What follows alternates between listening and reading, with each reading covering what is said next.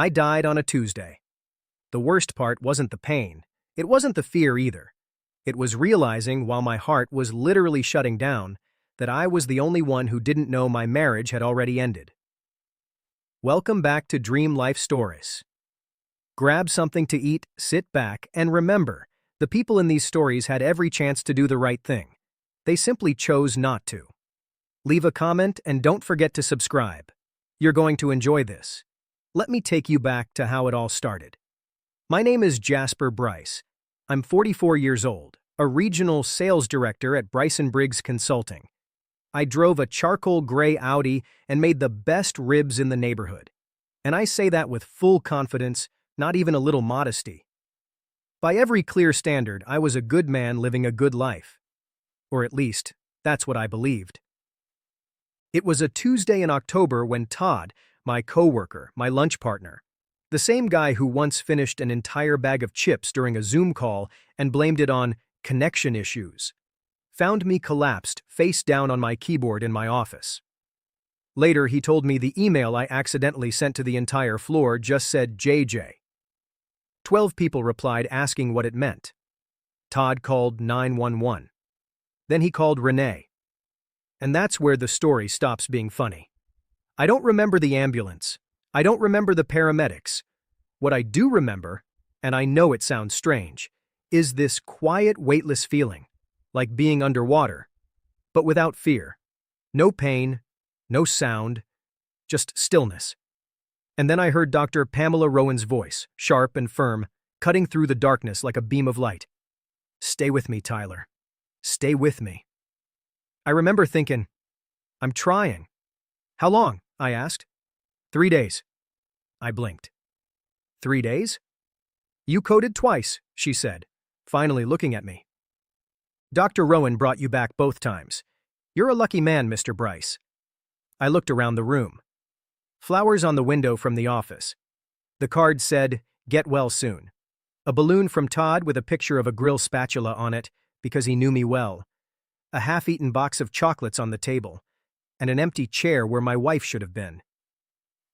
"Where's my wife?" I started to ask, and Alicia's face changed slightly. A small, careful shift. The kind people make when they're about to say something uncomfortable. "She's been informed," she said. "She called this morning to check on you." Called. Not visited. Called. "She called?" I repeated. "Yes. I coded twice and she called." Alicia adjusted the already perfect blanket on my bed. "I'll let Dr. Rowan know you're awake." That was the first crack. Small. Almost invisible. Like a tiny fracture in a wall you've lived with for 11 years and never questioned. Dr. Rowan came in about 30 minutes later. She had that calm authority that makes you want to listen immediately. She explained everything. A major cardiac event, a blockage, emergency treatment. She told me I needed at least 2 weeks of rest, monitoring, and absolutely no stress. I almost laughed. "Your wife," she said carefully, "mentioned there's a trip planned. Hawaii, Maui." 5 days, I said. "We planned it 3 months ago." "Tyler, you need to understand how serious this was. You cannot be alone. You need someone with you." "I'll call her," I said. "She'll come." The look she gave me, I didn't understand it at the time. Later I would replay it and finally understand. It was pity. Todd came to visit that evening. He walked in holding a paper bag from the deli near our office, looked at my hospital food and said, without hesitation, "I'm saving your life for the second time." I actually laughed. First time since I woke up. He sat down, and for a while we talked about nothing. Sports, office gossip, the chip incident, which I brought up just to watch him deny it again. Then his face changed. "Has Renee been here?" he asked. "She's coming," I said. "She just has a few things to handle." Todd nodded slowly. The kind of nod people give when they don't believe you, but care about you too much to say it. Todd. "Yeah? What aren't you telling me?" He leaned forward, elbows on his knees, staring at the floor. "Nothing, man. I just want you to focus on getting better." I studied him. Todd is a terrible liar. always has been. This is the same guy who once tried to plan a surprise birthday for me and told me about it 3 days early because, in his words, the secret felt too heavy. He was carrying something heavy now. But I let it go. I was tired, weak, and honestly, part of me didn't want to know. Renee called that night. Her voice sounded warm, worried, perfect, like a concerned wife should sound. "Baby, I've been so scared," she said. "How are you? Are the doctors taking care of you?" I coded twice, Renee. There was a pause. "I know. It's been so hard not being there." Then come. Silence. "Tyler, the trip is in 5 days. We already paid. The tickets can't be refunded." "Renee," I said her name slowly, "the way you do when you need someone to understand this isn't a request. I almost died." "I know," she said, and her voice changed slightly. "You're stable now. You're okay. You have doctors, nurses. I want my wife. And I will be there when we get back. I promise. It's only 5 days. You'll be fine." I stared at the ceiling. The light above me buzzed softly. "Who are you going with?" Another pause, shorter this time. "Carol and the girls," she said. I knew that answer. Carol and the girls. The same answer I'd been hearing for the last 2 years whenever I asked about late nights or sudden trips. It was the most reliable excuse in our marriage. "Okay," I said. "Okay?" She sounded surprised. "Yeah. Have a good trip." I hung up and lay there listening to the machines that had kept me alive, and something inside me shifted. Not anger. Not yet. Something quieter. Something heavy that settled deep in my chest. Clarity. They left Thursday morning. I know because Todd mentioned airport traffic without thinking. I know because Alicia asked if family was coming this weekend. I know because I called the house 3 times that afternoon, and no one answered. I stayed in that hospital bed for 5 days. My body got stronger. But something else inside me was changing too, slowly, quietly, rearranging itself. The doctor said I came back from the dead. What they didn't know, what I didn't fully realize yet, was that the man who came back wasn't the same man who went under. On the outside, I seemed softer, calmer. I smiled more. I asked people how they were and actually meant it. But underneath, where that clarity had settled, I was watching everything. They came home on Sunday. When they walked through the door, laughing, suntanned, pulling their suitcases behind them, the man sitting at the kitchen table smiled and said, "Welcome home." Neither of them noticed. Not yet. That the smile didn't reach his eyes. If you've made it this far, do one quick thing: subscribe. A lot of people watch but never do, and it really helps. Thank you. Honestly. There's a special kind of power in being underestimated by the person who thinks they know you best. She thought she knew exactly who walked back through that door. She was wrong by 11 years. Let me tell you something about surviving something like that. Something they never put on those motivational posters. It doesn't make you fearless. It doesn't fill you with light or push you to run marathons. What it really does, at least for me, is make you precise. You stop tolerating noise. You lose patience for fake behavior. You begin to see people not for who they say they are, but for what they actually do. And actions, unlike words, don't lie. Renee had been talking for a long time. I just hadn't really been listening. The first morning after they returned, I woke up before she did. I made some coffee, placed 2 mugs on the counter, stood by the kitchen window, and watched the neighbor's dog chasing a squirrel it would never catch. And I thought, yeah, I understand you completely, buddy. Renee came downstairs wearing her silk robe, hair wrapped up, still smelling like the coconut sunscreen that clung to her skin after 5 days on the beaches of Maui. She paused when she saw me standing there. "You're up early," she said. "Couldn't sleep," I replied. "Coffee's ready." She poured herself a cup and leaned against the counter. "How are you feeling?" she asked. Then she talked for about 20 minutes about sunsets and snorkeling and a restaurant by the water where the shrimp tacos were, apparently, life-changing. She spoke with her hands the way she always did when she was excited, and I stood there, holding my mug, nodding at all the right moments, just watching. Because here is what I noticed. In 20 minutes of talking about a 5-day vacation, she mentioned Carol exactly once, just in passing. Like a footnote. Carol, who was supposedly the reason the trip couldn't be canceled. Carol, who I had never actually spoken to on the phone in 2 years, even though Renee claimed she spent every other weekend with her. Did Carol enjoy the shrimp tacos? I asked. There was a half-second pause.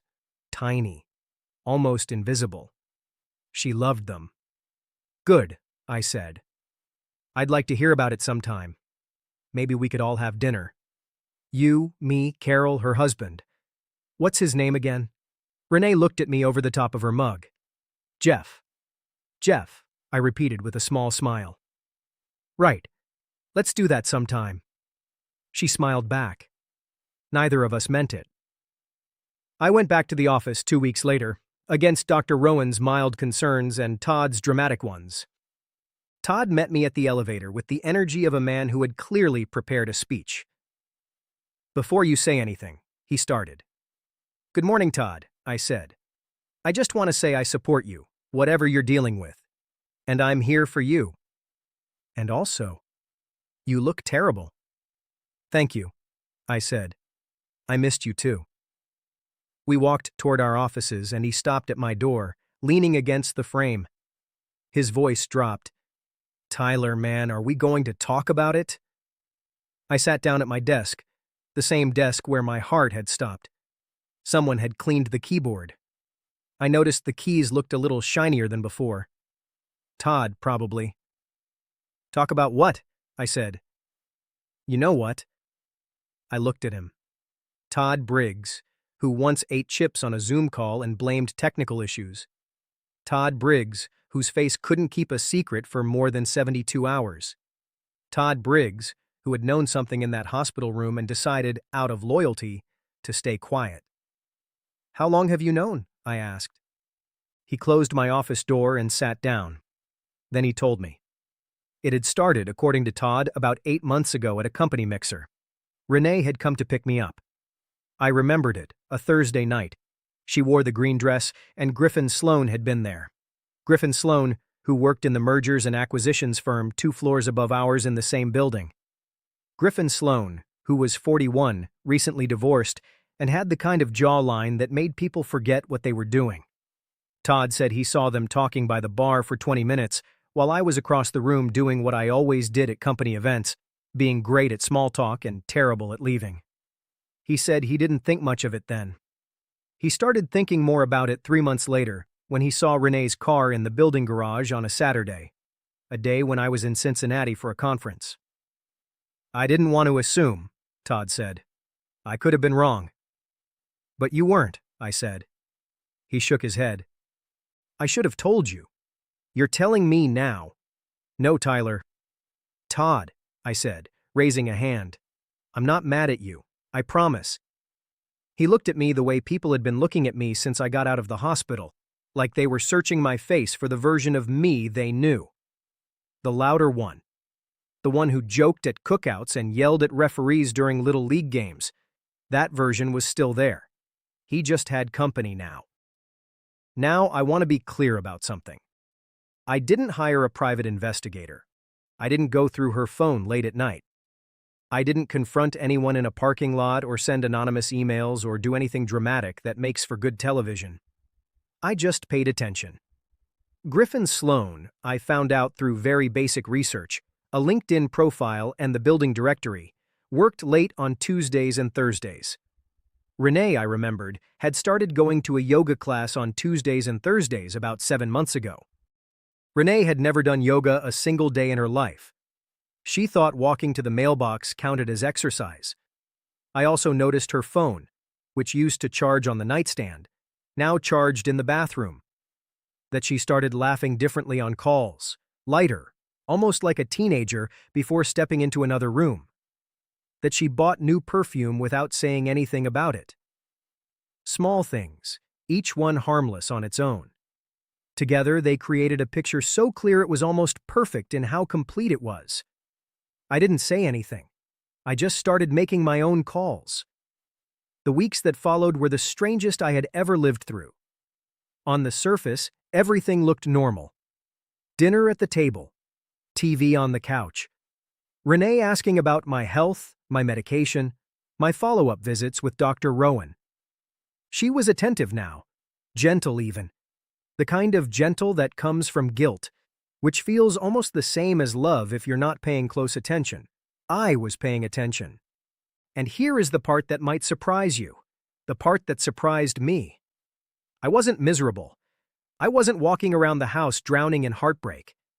I cried exactly once in the shower 3 days after Todd told me. A solid 4 minutes of real grief for the marriage I thought I had. Then I turned off the water, got dressed, and made breakfast, because the man who came back from that hospital bed had decided something. He was not going to perform pain for an audience that wasn't watching. He wasn't going to beg. He wasn't going to warn anyone. He was just going to be ready. 3 days later, I moved the money. Not all of it. That would have been obvious, and I was done being obvious. Carefully, step by step, with Lawrence's help and the kind of quiet precision that a near-death experience puts into a man, whether he asks for it or not.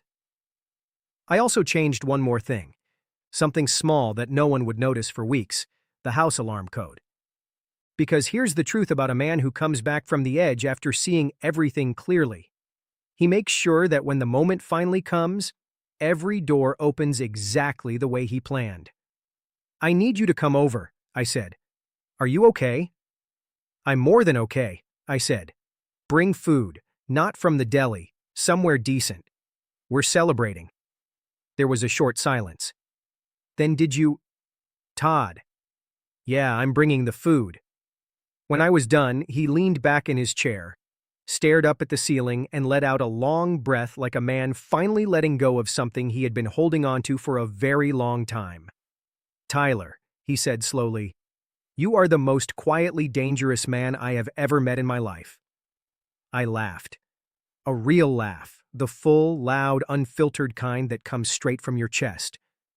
The same chest that had stopped on a Tuesday in October, and then, against all reasonable odds, decided to start again. It felt incredible. It felt like the first truly free breath I had taken in 11 years. I want to tell you where I ended up after all of this. I sold the house and bought a smaller place. Much less space. Much less pretending. Much less effort spent maintaining the image of a life designed for other people to look at. Just enough room for a man, a good grill, and the very clear understanding that every single person inside that space actually chose to be there. At my 6-month checkup, Dr. Rowan cleared me for full activity. She shook my hand at the end of the visit and said, "You look better than any patient I've brought back." "I feel better than I ever have," I said, and I meant every single word of it. Alicia, my nurse, calm, unshaken, the kind of person who has seen everything, passed me in the hallway on my way out. She looked at me carefully with the trained eye of someone who has seen people recover and people not recover and understands the difference completely. "You good, Mr. Bryce?" she asked. I smiled. A real smile, the kind that reaches your eyes. "Alicia," I said, "I am absolutely magnificent. They say when you die and come back, you're supposed to see a light." I didn't see any light. What I saw instead was clarity. A clean, quiet, unforgiving clarity about what actually matters and what doesn't. About who shows up and who doesn't. About who a man really is when nobody is performing for him anymore and there is nothing left to hide behind. I died on a Tuesday, and the man who came back, he was the best thing that ever happened to me. If you enjoyed this story, become part of our community by hitting that like button and subscribing for more real, honest, and family-focused stories. And as always, thank you for being part of this space.